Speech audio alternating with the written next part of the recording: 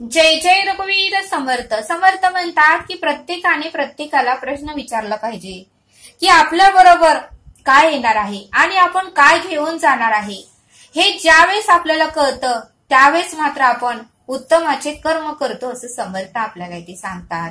मग त्यावेळेस मात्र आपण उत्तम बोलतो, सत्कर्म करतो, उत्तमाच्या मार्गाने जातो. आणि म्हणून समर्थ म्हणतात की रोज आपण आपल्याला प्रश्न विचारला पाहिजे की आपण आपल्या बरोबर काय घेऊन जाणार आहे.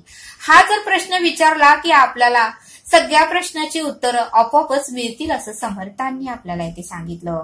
आणि म्हणून समर्थ म्हणतात की मनुष्य सगळ्या गोष्टीवर नियंत्रण ठेवू शकतो. म्हणून समर्थ म्हणतात की मनुष्य हा सगळ्या गोष्टीवर नियंत्रण ठेवू शकतो, पण वेळ आणि वयावर मात्र कोणाचेच नियंत्रण चालत नाही. वेळ आणि वयावर मात्र मनुष्य नियंत्रण ठेवू शकत नाही असं समर्थ आपल्याला इथे सांगतात.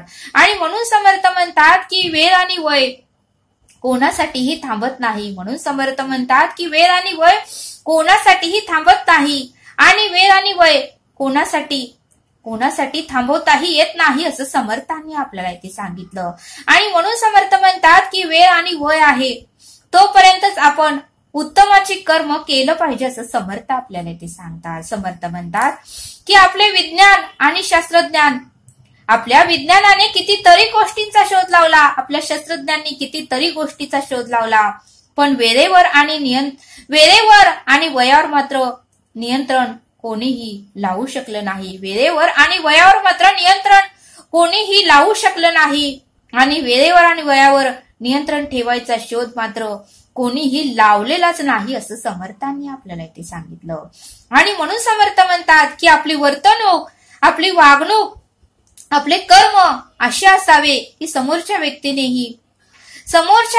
हा देव माणूस आहे असं म्हणलं पाहिजे असं समर्थ आपल्याला इथे सांगतात. आपली वर्तणूक, आपली वागणूक अशी असावी की समोरच्या व्यक्तीने हा देव माणूस आहे असं आपल्याला म्हटलं पाहिजे. अशी आपली वर्तणूक असावी, अशी आपली वागणूक असावी, असे आपले सत्कर्म असावे असं समर्थांनी आपल्याला इथे सांगितलं.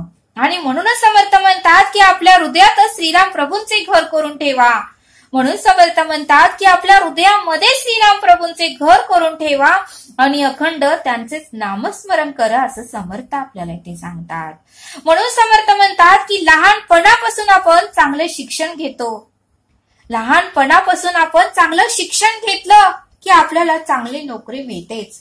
लहानपणापासून जर आपण चांगला कोर्स केला तर आपल्याला उत्तमाचा आपण बिझनेस करू शकतोच.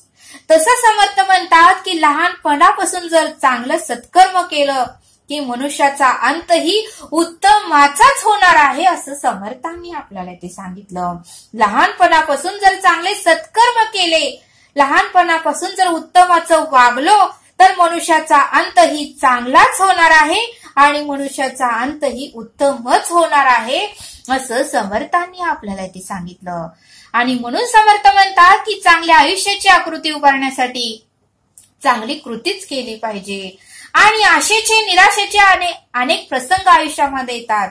समर्थ म्हणतात की आशेचे, निराशेचे असे अनेक प्रसंग आयुष्यामध्ये येतात, पण ज्याचा विचाराचा पाया भक्कम असतात, ज्या व्यक्तींचा विचाराचा पाया भक्कम असते ती व्यक्ती मात्र कुठल्याही प्रसंगाला, कुठल्याही समस्येला, कुठल्याही संकटाला ठामपणे उभे राहते असं समर्थांनी आपल्याला ते सांगितलं. समर्थ म्हणतात की भक्ती ही अशक्याला शक्य करून दाखवते. समर्थ म्हणतात की भक्ती ही अशक्याला शक्य करून दाखवते, पण समर्थ म्हणतात की अशक्य गोष्टीला शक्य करण्यासाठी भक्ती करू नका. पण समर्थ म्हणतात की अशक्य गोष्टीला शक्य करण्यासाठी भक्ती करू नका. परमेश्वराच्या प्राप्तीसाठी भक्ती करा, परमेश्वराच्या प्रचितीसाठी भक्ती करा असं समर्थांनी आपल्याला ते सांगितलं.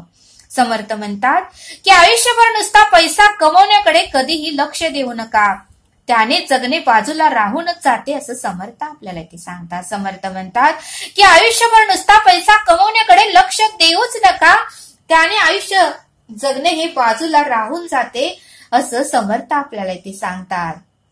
कधीतरी आपल्यालाही आनंद मिळेल असं काहीतरी करा असं समर्थ आपल्याला ते सांगतात.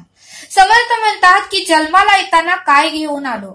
समर्थ म्हणतात की आपण जन्माला येताना काय घेऊन आलो आणि मरताना काय घेऊन जाणार आहे.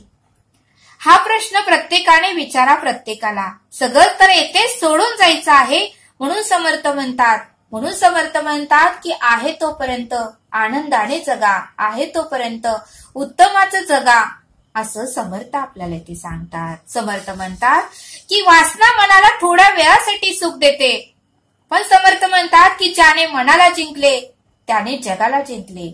म्हणून समर्थ म्हणतात की ज्याने मनाला जिंकले त्याने जगाला जिंकले, असं समर्थ आपल्याला इथे सांगतात. समर्थ म्हणतात की सुख आपण बाहेर शोधतो, पण सुख बाहेर आपल्याला मिळत नाही. सुख हे आपल्या आतमध्येच आहे, त्याचा शोध तुम्ही घ्या, असं समर्थ आपल्याला इथे सांगतात. समर्थ म्हणतात की प्रत्येक शब्द हा जपून वापरा, कारण प्रत्येक शब्द हे शस्त्र आहेत. शब्द जपून वापरा आणि हे शब्द एकदा बोलले की माघारी घेता येत नाहीत. आणि म्हणून समर्थ म्हणतात की प्रत्येक शब्द हा विचार करूनच बोला आणि जपूनच वापरा, असं समर्थांनी आपल्याला इथे सांगितलं. तरी आता आपण येथेच थांबूया. धन्यवाद. जय सद्गुरू.